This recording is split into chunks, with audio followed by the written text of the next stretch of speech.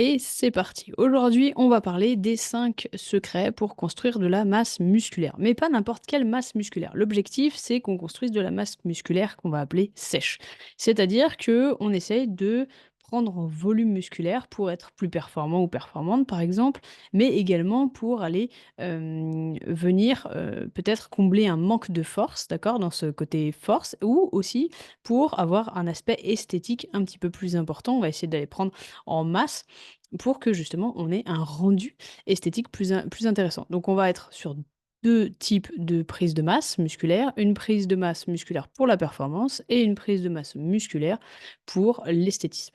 Encore une fois, dans cette prise de masse musculaire, il faut retenir extrêmement 2 points qui sont extrêmement importants. Le premier, c'est que ça prend du temps, d'accord? Si on veut prendre une masse musculaire qu'on va appeler sèche, ça veut dire avec le moins de gras possible, ça veut dire que nous allons devoir avoir, un axe temporel assez important puisque prendre de la masse, c'est pas très compliqué. On sait tous faire comment faire pour prendre de la masse. Ce qui est compliqué, c'est prendre de la masse sèche et qui tienne sur le long terme. Ensuite, il y a 2 catégories de personnes. Il y a même 3 catégories de personnes.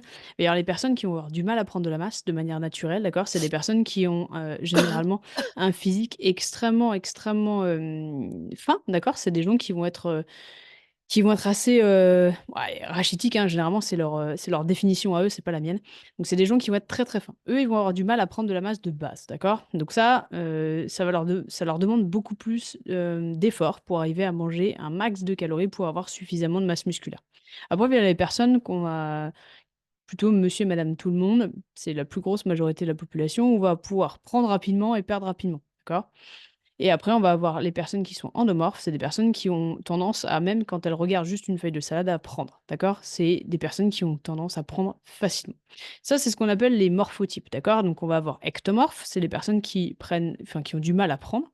On va avoir, les endomorphes, c'est ceux qui prennent, facilement et au milieu, voilà, les mésomorphes qui ont, de la facilité à prendre à prendre ou à perdre d'ailleurs dans les 2 sens.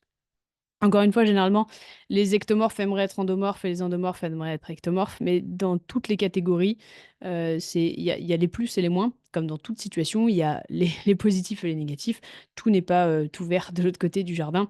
Par exemple, un ectomorphe va devoir consommer énormément de calories. J'ai déjà raconté cette anecdote, mais on avait un athlète dans le programme qui, ne serait-ce que pour maintenir sa masse musculaire, d'accord? Il faisait du crossfit, ne serait-ce que pour maintenir, il devait manger 5 000 calories jour. 5 000 calories jour, c'est énorme. Ça veut dire que c'est quelqu'un qui passe sa journée à manger et qui en fait, arrive aussi à saturation parce qu'à un moment donné, passer son temps à manger, ben, même si on prend pas de poids et que pour certains, on a l'impression que c'est fun, ben, en fait, c'est pas vraiment fun, de manger toute la journée. On finit par être écœuré de la nourriture, on essaie de manger liquide et c'est pas très fun. Pour les personnes qui, sont endomorphes, ils aimeraient pouvoir être ectomorphes, mais je vous jure que c'est pas facile non plus. Être endomorphe, ça a ses pour aussi, puisque les personnes généralement endomorphes sont extrêmement puissantes, en haltérophilie, ce que les ectomorphes vont avoir un petit peu plus de mal, puisque leur rapport poids-force est déséquilibré et que c'est pas toujours facile. Alors encore une fois, les ectomorphes vont être meilleurs sur la gym et les endomorphes vont être meilleurs sur l'haltérophilie et les mésomorphes, on a plutôt le meilleur des 2 mondes, bien que c'est pas toujours facile non plus. Ça, c'était pour vous resituer un petit peu sur la prise de masse et attention, donc là, on va parler de la prise de masse musculaire sèche, dans le cas de figure des personnes qui ont soit du mal à prendre, de la masse, soit des mésomorphes qui arrivent à prendre de la masse plutôt facilement. Encore une fois, j'aimerais vraiment appuyer sur le fait est qu'on est sur un axe temporel assez long, d'accord? Pour pouvoir prendre la masse la plus sèche possible. Ce qu'on veut, c'est prendre du muscle et pas forcément prendre du muscle avec du gras.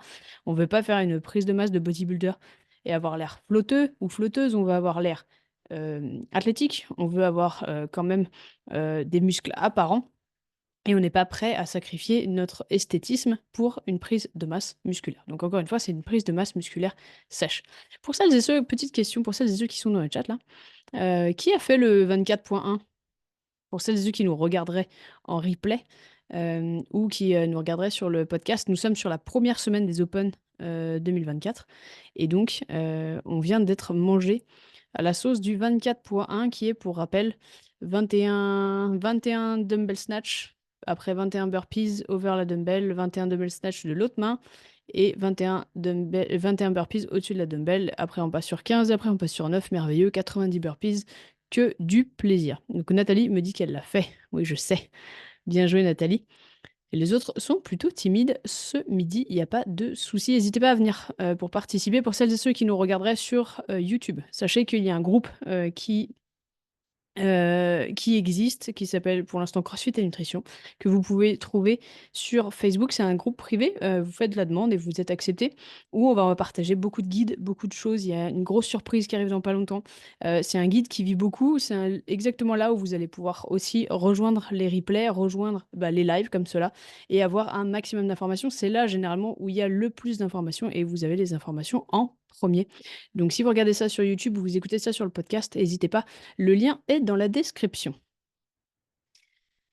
Nathalie nous dit que pour le 24 points, elle a fait durer le plaisir. On est bien d'accord, on est bien d'accord. Je crois qu'on a tous un peu fait cette stratégie, on était tellement bien sur les burpees qu'on a pris notre temps. Sylvie nous dit que toi, elle est en arrêt et qu'elle le fera pour plus tard. Je pense que cela étant, c'est un WOD à faire, de temps en temps dans l'année, puisqu'en fait, il vient tester quand même, notre cardio, notre capacité pulmonaire. Moi, c'est un WOD que je referais probablement. J'avais bien aimé aussi à l'époque le 18.0. En 2018, ils avaient fait un pré-WOD, un peu un chauffage de salle et ça avait été super sympa. Si mes souvenirs sont bons, on était sur un 21-15-9, même principe. On était avec des burpees et des dumbbell snatch. Et franchement, moi, j'avais kiffé. C'est un WOD très court, mais moi, j'avais vraiment kiffé. J'aime bien ce style de format. Pour ma part, cette année, je l'ai fait en scale parce que je me suis blessée à l'épaule et que je voulais pas mettre trop de charge. Donc, j'ai fait avec des 10 kilos au lieu des 15 kilos pour le RX Femme. La dumbbell s'est un peu envolée, mais j'ai quand même souffert sur les burpees, comme tout le monde, je crois. Allez, c'est parti, on débute sur notre sujet qui vous intéresse aujourd'hui, qui est donc les secrets pour construire de la masse musculaire. En fait, j'en ai 5 et j'en ai un petit bonus parce que c'est important de vous le rappeler. Donc déjà, la construction musculaire signifie qu'il faut être en niveau de maintenance ou de surplus calorique. Alors qu'est-ce que j'entends par là? Notre corps a des besoins caloriques, d'accord? Pour vivre déjà de manière, normale, c'est-à-dire que pour assurer nos fonctions basiques qui vont être, bah, la circulation sanguine, le cœur qui pompe, le cerveau qui réfléchit, tout ça, ça va donc être notre métabolisme de base, d'accord? Ensuite à ça s'ajoute toute la dépense énergétique qu'on va faire, bah, dans nos mouvements du quotidien, c'est ce qu'on va appeler le NEAT, c'est les activités, on va dire non sportives. Les activités non sportives, ça va être, ben, de se lever le matin, de marcher, de, s'asseoir, de enfin tous les mouvements, d'accord? Ça, c'est l'intégralité des mouvements qu'on va appeler non sportifs et ensuite, s'ajoute à ça, d'accord? Donc là, il y a la deuxième strate, ça va être toutes les activités physiques. Donc généralement, le crossfit, le run, toutes les activités que vous pouvez, avoir au quotidien, d'accord? Donc ça, on a le métabolisme de base, on a le NEAT, d'accord? NEAT et on a les activités sportives. Tout ça, ça fait en gros un package de nombre de calories qu'on a besoin de consommer. Si on consomme moins de calories que notre besoin, on perd du poids. Si on consomme plus de calories qu'on en a besoin, on prend du poids. Grosso modo, ça c'est la formule mathématique.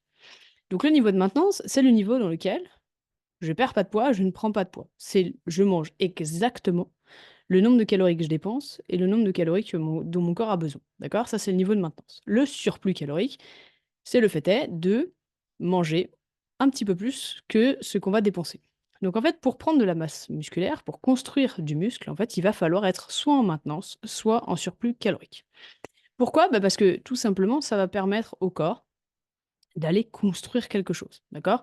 Il a besoin d'être en surplus ou en maintenance pour aller construire de la masse musculaire. Encore une fois, il y a une répartition à respecter, on en parlera après, mais déjà, c'est le premier truc. Vous ne pouvez pas construire de la masse musculaire, d'accord, si vous êtes en déficit calorique. Vous pouvez, on va dire, garder votre masse musculaire, c'est pas le mot que je cherchais. Vous pouvez préserver, c'est le mot que je cherchais. Préserver votre masse musculaire en étant en déficit calorique, avec une quantité de protéines suffisante, d'accord? Il y a d'autres choses qui rentrent en compte. Mais en théorie, pour les personnes qui ont un passé sportif un peu plus important, d'accord? Ça fait plusieurs années qu'ils s'entraînent, vous ne pouvez pas construire du muscle à proprement parler dans un déficit calorique. Donc, généralement, ce qu'on fait, c'est qu'on se met au niveau de maintenance, d'accord? Et on attaque ce qu'on appelle la recomposition. Donc, la maintenance, on va construire de la masse musculaire et on va perdre de la masse graisseuse. Notre poids va être plutôt stable, mais en fait, on va faire une recomposition. Notre corps va se libérer de la masse graisseuse dont il n'a pas besoin et il va construire de la masse musculaire. Donc, premier secret, première étape, ça serait de se mettre à son niveau de maintenance ou à son niveau de surplus calorique. Pour calculer ces calories, on va pas en parler aujourd'hui, J'ai déjà fait un podcast sur le sujet, il y a plein de ressources là-dessus, il y a même une vidéo YouTube, n'hésitez pas à aller voir, ça peut être intéressant. Deuxième secret. Bien entendu, vous aurez la possibilité de récupérer un petit récap si vous êtes sur le groupe dès demain avec l'intégralité de ces informations. Moi, je suis quelqu'un d'assez visuel et c'est pour ça qu'à chaque fois, vous avez un récap. Pour celles et ceux qui sont sur le podcast et qui aimeraient récupérer ce récap ou sur YouTube, n'hésitez pas à venir vous inscrire sur le groupe. Ça sera avec plaisir.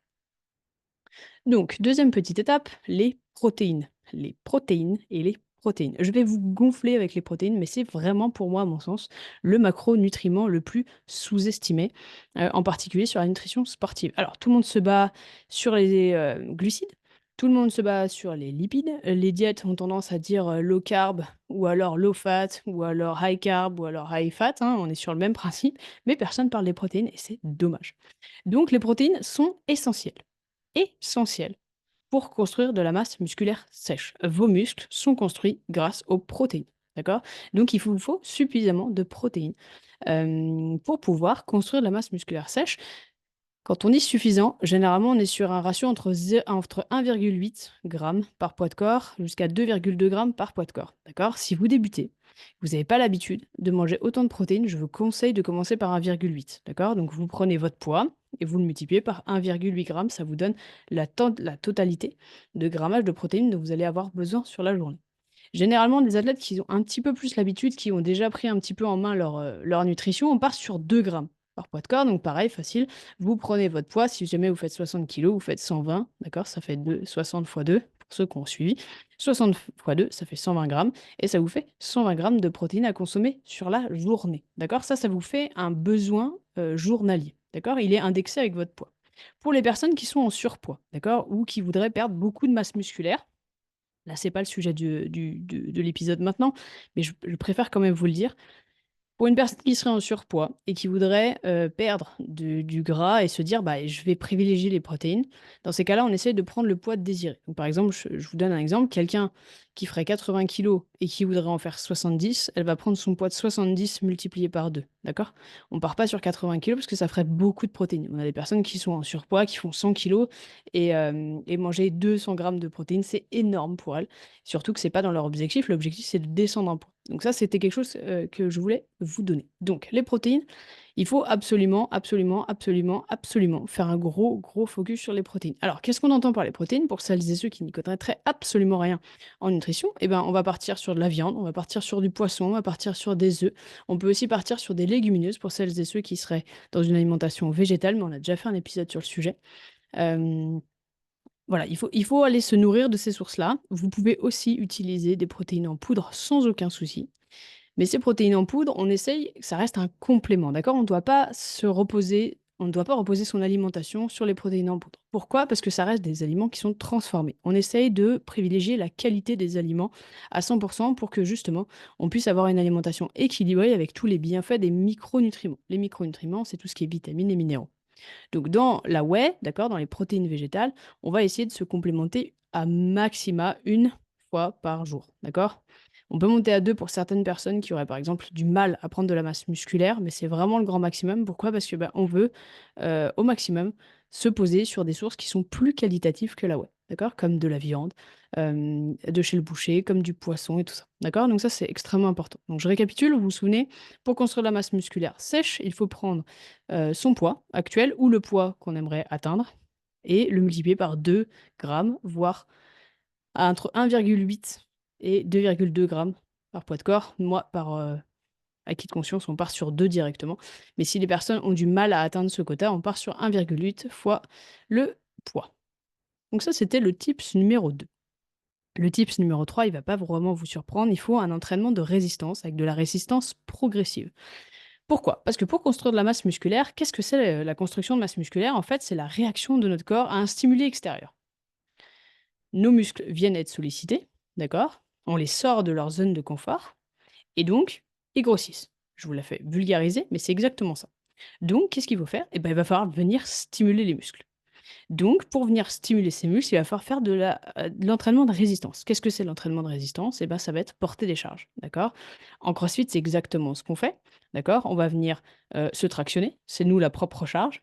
On va venir faire des squats, on va venir faire, qu'est-ce que je peux vous prendre comme autre exemple? Des HSPU, encore une fois, c'est notre propre poids. On va venir faire des deadlifts, on va venir faire tout ce genre de mouvements qui, sont là pour viser la résistance et donc de la construction musculaire. Des personnes qui sont toujours en poids de corps, au bout d'un moment, en fait, il va y avoir une adaptation. Votre corps sera capable de se porter tout seul et en fait, il aura plus ce stimuli extérieur qui le sortira de sa zone de confort. Et à mon sens, c'est pour ça que c'est intéressant d'avoir une programmation qui soit bien pensée. C'est-à-dire une programmation qui monte progressivement. D'accord? C'est une programmation qui vous permet déjà de suivre vos charges. C'est-à-dire que vous devriez savoir à combien est votre 5 RM en squat. Pourquoi? Parce que l'avantage de savoir votre 5 RM en squat ou de votre 1 RM en squat, à l'heure actuelle, ça vous permet de pouvoir viser plus haut. Imaginons, à l'heure actuelle, j'ai un RM en squat à 90 kilos. Bah, mon objectif, c'est de monter à 110, d'accord? Ou à 115, ou à 120. Et donc, il va falloir que je monte par palier. Bah, ça sous-entend que ma progression et ma programmation doivent suivre ce palier, d'accord? Et le problème de ne pas suivre ces chiffres, c'est qu'en fait, on va toujours mettre les mêmes poids et on va pas avoir de progression. On va pas venir se challenger. On va pas venir challenger le muscle pour le faire sortir de sa zone de confort et pour qu'il puisse construire. Dans une programmation CrossFit, il y a les WOD, il y a généralement, des travails de résistance, mais dans la majorité des box, il y a aussi des travails de renfort. N'hésitez pas à faire ces classes-là, c'est extrêmement important, d'accord? Ça va vous permettre de venir faire alors ce qu'ils appellent certaines salles de CrossFit appellent ça du functional bodybuilding, d'accord? C'est justement ce qu'on cherche à faire. Ça va vous permettre de venir faire des mouvements que vous n'avez pas forcément l'habitude de travailler beaucoup. Par exemple, un back squat, un front squat, c'est pas des choses que vous allez faire de vous-même. Vous le faites de temps en temps quand il y a un WOD qui va être avec des cleans, mais vous le faites pas de vous-même. Et donc l'objectif, ça va vous permettre de venir vous challenger et de vous dire: «OK, ben, il y a 3 mois, je faisais un 5 x 5 en front squat à temps.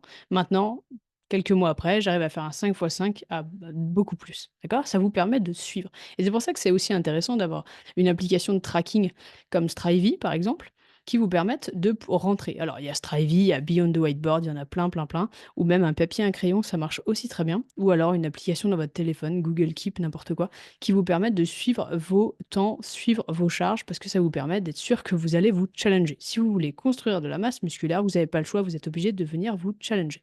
C'est extrêmement important, c'est comme ça, c'est en faisant sortir les muscles de leur zone de confort que vous allez les faire grossir.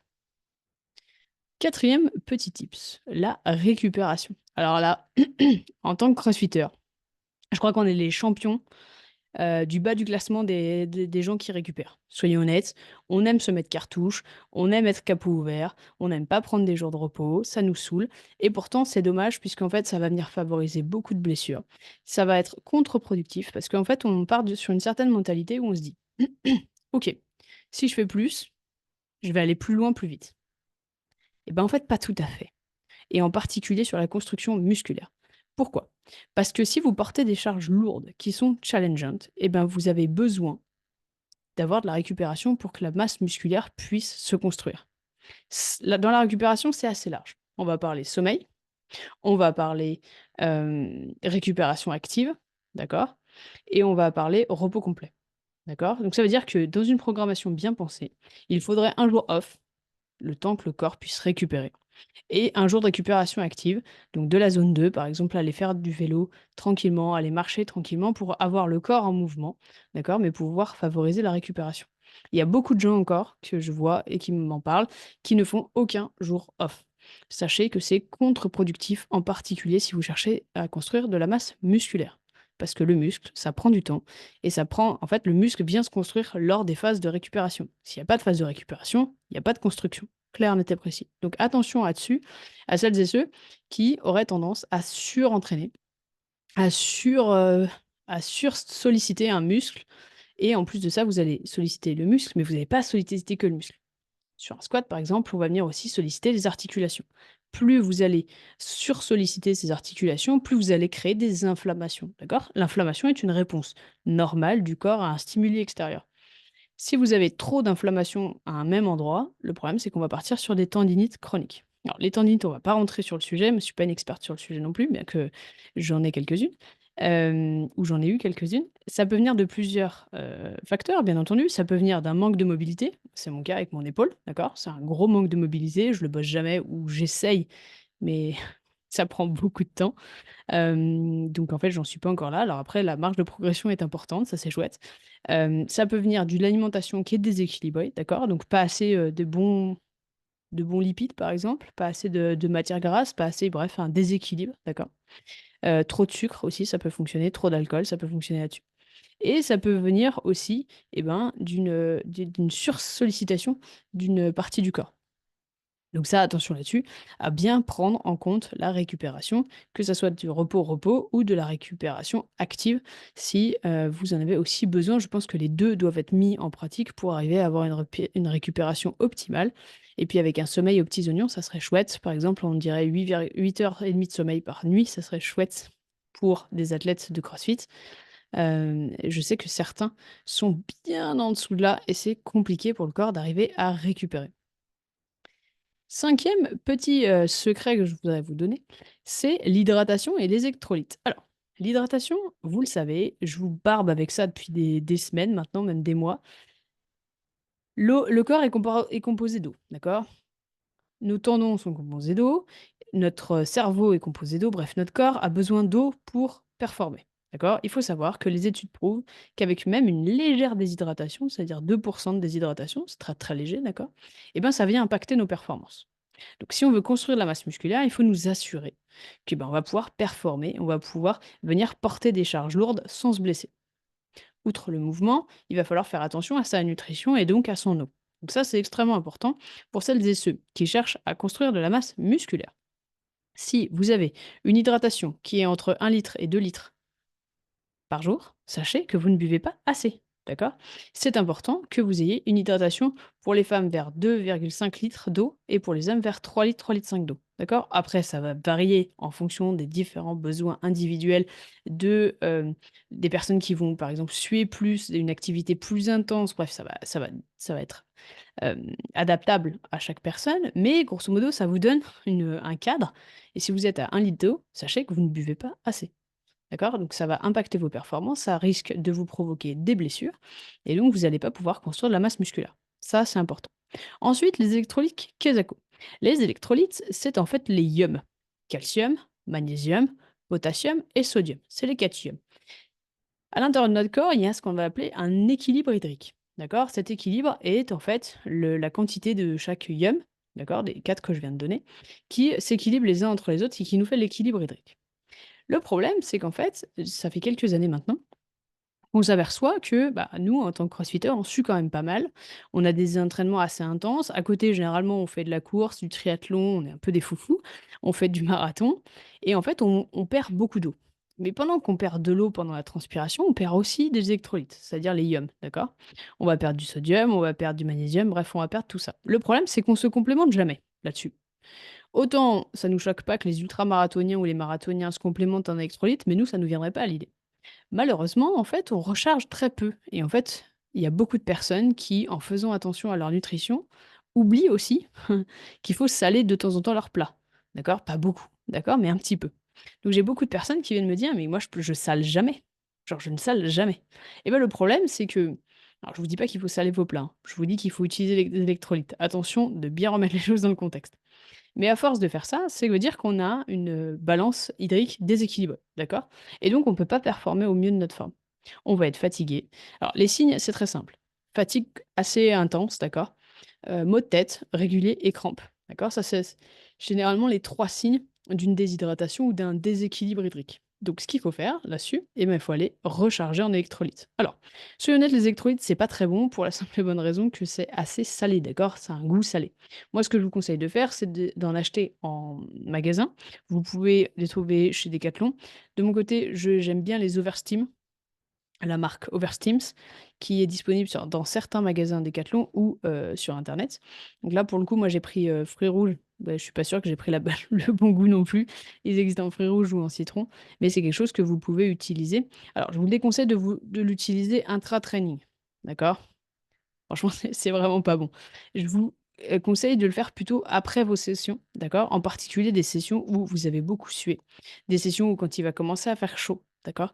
Moi, je serais vous, je ferais des cures d'électrolytes de temps en temps pour être sûr qu'en fait, je ne suis pas complètement en déséquilibre hydrique, d'accord? Ça, c'est extrêmement important.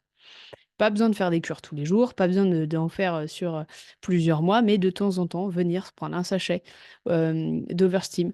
De temps en temps, ça peut être, à mon sens, bénéfique, en particulier sur les performances, pour être sûr de ne pas se blesser, de pouvoir performer à la hauteur de nos besoins. Et quand on veut construire de la masse musculaire, eh ben, il faut aller s'entraîner, il faut aller porter des charges lourdes, et donc on n'a pas trop le choix sur le sujet. Euh, donc attention là-dessus, à mon sens, les électrolytes sont extrêmement importants. Ensuite, je vous ai mis un sixième point. Un sixième point qui est un bonus et en même temps, vous allez me dire, oh là là, j'attendais, il allait arriver.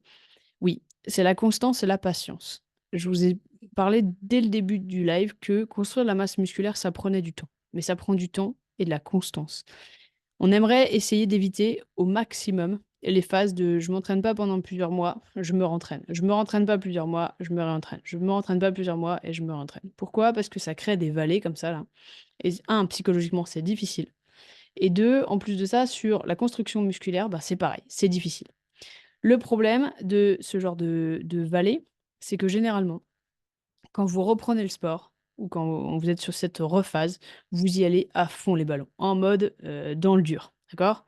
Le problème, c'est que généralement, vous vous blessez et après, on repart sur cette vallée de je m'entraîne plus parce que je suis blessé. Et vous, du moment où vous êtes plus blessé, on se réentraîne et ainsi de suite et ainsi de suite. L'objectif, c'est d'arriver à lisser un petit peu plus ça. Et au lieu d'y aller dans le dur à fond les ballons, c'est d'arriver à s'entraîner, peut-être plus, avec plus de modération, faire plus de récupération, prendre plus soin et avoir une programmation bien pensée, plutôt que d'aller dans le dur, d'aller dans le dur, d'aller dans le dur, se blesser et recommencer ainsi de suite. D'accord? Donc on va être plutôt dans des journées avec des charges lourdes, des journées avec des charges légères, des journées de récupération active, des journées avec des charges lourdes, des journées avec des charges légères, des journées avec des récupérations. Pourquoi? Parce que c'est comme ça qu'on tient dans le temps et c'est comme ça qu'on construit de la masse musculaire pérenne et durable. Et c'est ça qui est intéressant. C'est qu'en fait, arriver à construire de la masse musculaire sur un an, ok, mais est-ce que un an sur, sur l'échelle d'une vie, ça a de l'importance? Pas franchement. D'accord? Ce qu'on veut, c'est d'arriver à construire de la masse musculaire qui soit tenable sur le long terme, qui soit progressive, d'accord? C'est une quête, c'est pas un marathon, c'est pas une course de vitesse, c'est un marathon. Donc il faut y aller de manière progressive. Et donc la constance et la patience vont être extrêmement liées sur la capacité de construire de la masse musculaire. Donc moi, je vous invite à réfléchir là-dessus, à se dire, ok, j'ai tendance à faire ça. J'ai tendance à me dire, ok, je vais dans le dur, je vais à fond. Mais moi, je suis comme vous, hein. Moi, je fais pareil, hein. Ça m'arrive de pas pouvoir m'entraîner parce que je suis blessée, parce que machin. Donc je vais, quand je reprends l'entraînement, bah, je reprends comme j'étais avant, d'accord? 1 ou 2 semaines avant ou 3 semaines avant. Mais le problème, c'est que, bah, j'adapte pas mes charges au fait est que je me suis arrêtée. Donc je vais me reblesser et ainsi de suite et ainsi de suite. Et je suis devenue de plus en plus meilleure, j'allais dire, à ça, où en gros, j'essaie de retourner progressivement pour éviter de me mettre une cartouche monumentale et des cartouches monumentales au fur et à mesure et de me reblesser à nouveau. D'accord? Donc, si vous voulez durer sur le long terme et créer de la masse musculaire, il va falloir être constante et patiente et patient et constant. Ok? C'est hyper important. Vous ne pourrez pas avoir des résultats sur le long terme si vous n'avez pas ces deux attributs. D'accord? Si vous voulez des résultats rapides, vous pouvez arrêter ce live tout de suite. D'accord? Vous pouvez même quitter le groupe. Les résultats rapides n'existent pas. C'est un mythe. D'accord? Les résultats rapides n'existent pas parce qu'ils ne sont pas tenables et durables sur le long terme. D'accord? Donc, les résultats, ça prend du temps. La construction musculaire prend du temps. La performance prend du temps. D'accord? C'est rigolo parce que la dernière fois, j'ai vu quelqu'un qui m'a parlé de Victor Hofer. Pour ceux qui savent, Victor Hofer est un jeune crossfitter qui brille ces temps-ci et qui a une grande carrière prometteuse devant lui. Et, et il m'a dit, ouais, là, il va trop vite pour être pas dopé, machin et tout. C'est sûr, il est dopé, blablabla. Alors moi, je connais un peu Victor, je le connais pas assez pour me prononcer. À mon sens, il est pas du tout dopé, mais je vais pas mettre mon pronostic là-dessus. À mon sens, c'est un super athlète. Mais surtout, ce qu'on n'a pas vu, c'est que c'est un gymnaste depuis qu'il est petit. D'accord? C'est-à-dire qu'il n'est pas là, dans le CrossFit, depuis 2 ans, comme on voudrait le croire. Mais en fait, il est dans le sport depuis 12. C'est pas la même chose. Ça fait 12 ans qu'il est dans le sport, ça fait déjà un moment qu'il est sur les terrains, ça fait un moment qu'il s'entraîne. Donc il explose maintenant parce que il a les bons entraînements, il a la bonne stratégie, il a les bonnes opportunités et tout. Et qu'en plus, Je veux dire, à 19 ans, il est en pleine, il est plein de testostérone naturel et tant mieux. Je veux dire, c'est le moment où il faut qu'il s'entraîne. Mais j'aimerais inviter les gens à ne pas comparer leur journée, d'accord? Leur journée 1 à la journée 10 ou à la journée 100 ou à l'année 1000 de quelqu'un d'autre, d'accord? C'est extrêmement important parce que des fois sur les réseaux, on perd ce recul qui est pourtant extrêmement important et on va venir se comparer. On va dire: «Ah tiens, elle a tous ses abdos machin, ça fait, 2 ans ou ça fait 6 mois, elle a déjà tous ses abdos». Non, non, ça fait 6 mois que vous le voyez peut-être, mais en fait ça fait 12 ans qu'il bosse dessus, d'accord? C'est extrêmement important de prendre ça en considération. Donc un Victor Hofer, ça fait pas 2 ans qu'il est là, ça fait juste 2 ans qu'on le voit sur la scène CrossFit, mais ça fait 12 ans qu'il s'entraîne, d'accord? Ça fait 12 ans qu'il travaille comme un acharné et c'est ça qui est important, d'accord? J'ai pris l'exemple de Victor, mais je pourrais prendre l'exemple de n'importe qui qu'on voit sur les réseaux. Sur les réseaux, on a tendance à regarder que les derniers, les derniers 100 mètres d'un ultramarathonien, mais en fait, il y a eu des dizaines de kilomètres derrière, en fait et c'est ça qui est important. Donc comparez pas votre journée 1 à la journée 1554 de quelqu'un. C'est extrêmement important puisque ça prend du temps, d'accord? Et tous les charlatans et les gourous qui vous disent que vous pouvez avoir des résultats faciles, rapidement et tout, c'est des menteurs clairs, nets et précis. Les performances, l'esthétisme, le fitness, que ce soit CrossFit, que ce soit functional bodybuilding, que ce soit cross training, que ce soit HIIT, peu importe, en fait, ça prend du temps. On n'est pas dans un bateau où on rame vite, on est dans un bateau où on rame lentement et progressivement pour avancer au fur et à mesure. OK? Je vais ouvrir aux questions, comme ça si vous avez des questions, vous pouvez les poser. C'est le moment. Est-ce que vous avez des questions pour moi? Que ça soit sur le sujet de la prise de masse musculaire ou que ça soit sur n'importe quel sujet?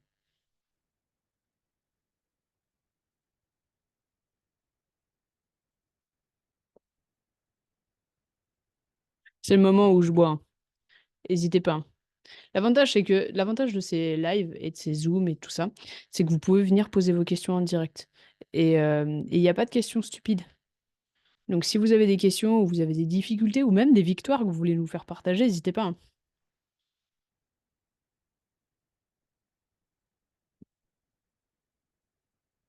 Nathalie pose une super question. Merci Nathalie. Nathalie nous demande: «Est-ce qu'à mon avis les protéines se valent ou il vaut mieux privilégier la protéine animale?» Je vais être extrêmement claire, je vais m'appuyer des recherches scientifiques. Les recherches scientifiques, Nathalie, prouvent que la protéine animale est bien plus complète que la protéine végétale. À mon sens, la protéine animale a une qualité supérieure dans notre quête de la construction musculaire. Après, cela étant dit, si tu fais, un mixte entre, la protéine végétale et de la protéine animale, je ne vois pas le souci. Ça veut dire que tu vas pouvoir aussi réduire ta consommation de protéines animales si c'est ton choix et c'est tes valeurs et tu vas aussi pouvoir, te compléter et tu vas switcher et mixer avec des protéines végétales. Il faut savoir qu'on va bientôt sortir un guide hyper complet sur la protéine végétale. Il est super cool, j'ai commencé, à le rédiger, il me manque quelques trucs et après je promis, je vous l'envoie. Pour celles et ceux qui regardent sur YouTube ou dans le podcast, sachez qu'il ne sera disponible que sur, le groupe Facebook, donc n'hésitez pas à rejoindre. Mais, je vous enverrai tout ça pour vous aider justement à faire de l'alimentation mixte, pour celles et ceux qui aimeraient réduire leur consommation, de protéines végétales. Mais si on part des études et de la qualité des protéines, soyons honnêtes, la protéine animale est au-dessus. Sylvie nous pose une autre question. Sur l'eau, les 2,5 litres, ça inclut l'eau bu pendant et après l'effort? Oui, effectivement, les 2,5 litres, ça inclut café, thé, tisane et de l'eau, à n'importe quel moment de la journée. D'accord? Donc 2,5 litres d'eau par jour avec thé, café et tisane. Attention de ne pas faire 2,5 litres de café. J'en ai certains qui, se reconnaîtront en écoutant le podcast. Ne buvez pas 2,5 litres de café, ça va impacter votre sommeil. Mais oui, oui, tu peux prendre en fait tous les liquides que tu vas pouvoir consommer, à l'exception bien sûr de l'alcool. Le code de, réduc chez Nutrien&Co, me demande Sylvie, c'est HP 420, 420, HP 420. Hem, L'avantage de ce code, c'est que vous allez en fait bénéficier. Il y a deux choses. Le premier, chez Nutrienco, à chaque fois que vous faites une commande, vous avez plus vous prenez de produits et plus vous avez des réductions. D'accord? Ce code-là, c'est le code partenaire qui nous permet justement d'avoir des réductions supplémentaires. En fait, il se cumule avec toutes les réductions qu'il y a à l'heure actuelle. L'avantage d'une Nutrienco, c'est outre le fait qu'il y a une qualité de dingue, une traçabilité de fou et qu'il y a tout au même endroit. D'accord? Vous allez pouvoir cumuler des points. C'est-à-dire que plus vous allez cumuler des points, plus ça va vous faire des produits gratuits. En toute transparence, chez Nutrienco, à chaque fois que vous cumulez des points, ça me fait des points à moi aussi. Ce qui me permet aussi, en utilisant le code bien sûr, ce qui me permet à moi aussi de pouvoir tester les produits en avant-première. Par exemple, là, j'ai du collagène que j'ai pas encore pris, mais qu'il va falloir que je prenne. C'est pas des choses que moi je paye. Alors, il y en a certains que quand j'ai pas assez de points, je paye sans aucun souci. J'ai passé des commandes sans problème. Mais voilà, c'est en toute transparence, je n'ai pas un je me suis pas payé des 1000 et des 100 par Nutrienco, d'accord? Juste, vous cumulez des points et ça me les cumule à moi aussi, ce qui me permet de pouvoir tester des produits, ce qui me permet de pouvoir, vous faire des retours sur ce qui marche, sur ce qui marche pas et vous faire des retours d'expérience et pas des retours, commerciaux, d'influenceurs à 2 balles, d'accord? Je dis pas que les influenceurs sont à 2 balles, mais d'influenceurs à 2 balles. Est-ce que vous avez d'autres questions?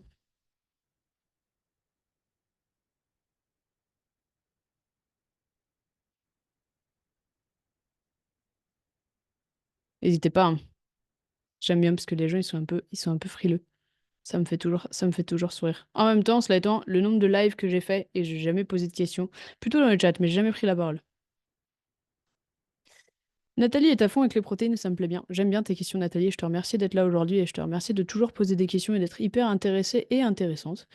Est-ce que je fais la différence, dans les protéines animales entre viande blanche et viande rouge, par exemple? Non, pour la simple et bonne raison que je pars du principe que plus tu vas faire des différences et plus tu vas, compliquer ton alimentation et moi, je suis pour une alimentation simplifiée. Ça veut dire que, à mon sens, tu dois consommer de la viande blanche et de la viande rouge, d'accord? Il y a pas de ratio à faire. La viande rouge va t'apporter plus de fer, la viande blanche, hem, enfin voilà, à mon sens, je pars sur une alimentation qui est inclusive plutôt que d'enlever certaines catégories d'aliments, je fais pas de différence. Moi par contre, personnellement, d'accord, je mange beaucoup de viande rouge pour le coup, ça va être ma moi j'adore le steak haché, j'adore la viande hachée. J'adore tout ce qui est faritage, j'adore tout ça, donc je vais être plutôt sur de la viande rouge. Après, je mange aussi de la viande blanche et je mange aussi du poisson, d'accord? Donc il y a pas à mon sens, il y a pas trop d'inquiétude sur le sujet à avoir. Tu peux varier, d'accord? Varie tes sources, kiffe à fond.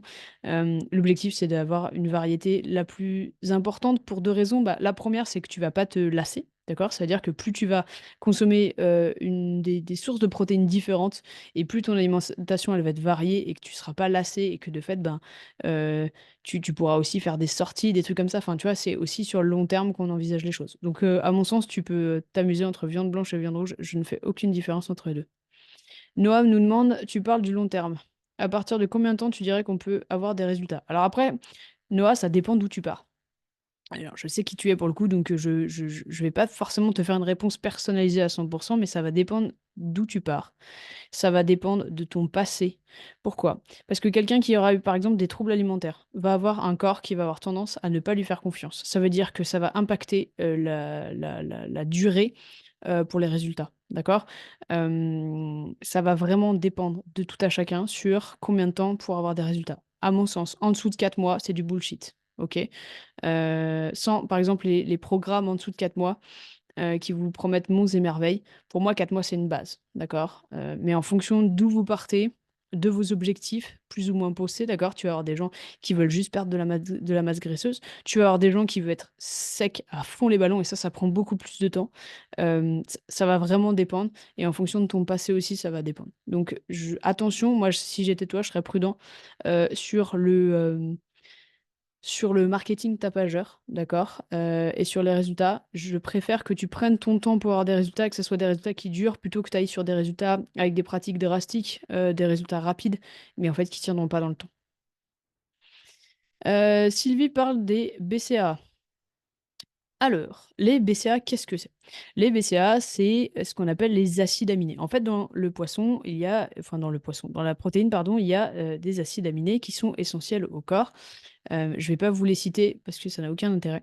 Et en fait, dans l'alimentation végétale, par exemple, on va pas retrouver tous ces acides aminés. Donc attention là-dessus aussi à garder ça en tête. C'est pour ça que on préférerait partir sur une alimentation flexitarienne hem, ou mixte, d'accord? Pour avoir toutes les sources d'acides aminés possibles.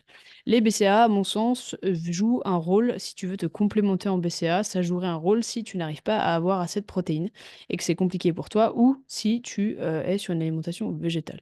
Les BCAA, je ne les conseille pas forcément à mes athlètes, j'en prends que quand je m'entraîne à jeun. Pourquoi? Pour la simple et bonne raison que je veux préserver ma masse musculaire et que, des fois ça a ce petit goût un peu sucré, même si c'est juste un biais, d'accord? C'est pas sucré, mais ça a ce goût un petit peu sucré qui me permet justement d'aller performer sous l'effort. Mais ça c'est ça là-dessus, c'est une sensation personnelle, d'accord? On peut les faire prendre aussi à tout ce qui est personnes qui vont aller faire du run à jeun, des trucs comme ça. C'est en fait, le seul fois où je conseille des BCAA, c'est pour des personnes qui vont faire, de l'entraînement à jeun, qui va leur permettre de préserver leur masse musculaire et de leur apporter des acides aminés essentiels pour pouvoir récupérer aussi. J'espère, Sylvie, que j'ai répondu à ta question. Nico, et le poisson côté protéines? Vas-y à fond. Le poisson, c'est une super source, d'accord? Encore une fois, à mon sens, il faut que tu varies, d'accord? Donc, poisson, très bien, œuf, très bien, voi viande rouge, très bien, viande blanche, très bien. Le poisson, c'est aussi une super source de protéines quand tu veux aussi avoir un double apport. C'est-à-dire que, par exemple, tu vas prendre du poisson gras, comme le saumon, et tu vas avoir et un apport de protéines et un apport de lipides, d'accord? Avec des bons oméga. Donc ça peut être une super source. Après, soyons honnêtes, le coût du poisson est extrêmement élevé. Il y a beaucoup de personnes, qui ne peuvent pas manger du saumon tous les jours. Je sais pas vous, mais moi, je ne mange pas du saumon tous les jours. Mais par contre, en faire une à 2 fois par semaine, si ton budget te le permet, ça serait chouette, d'accord? Nous, on fait tous les lundis soirs, c'est poisson. Donc hier soir, c'était poisson. C'était du, cabillaud pour le coup.